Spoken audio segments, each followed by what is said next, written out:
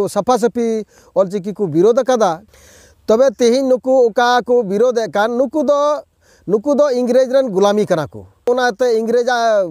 माने तलवागी को चाटो दा और ओना कारण ते उनको दो ओना रोमन लिपि गी मौज को मिता कना तेहिं ओना रोमन लिपि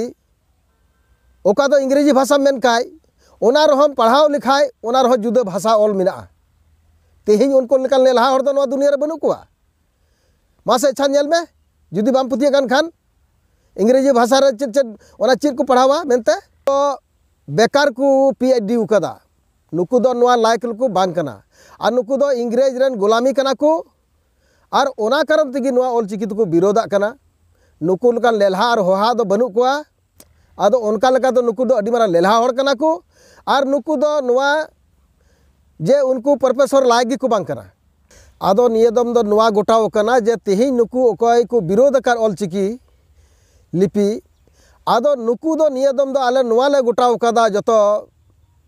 हुलबसी से खय जे नुकु दो ओना मारांग उड़ा रे नियदम ले भराव का को लगी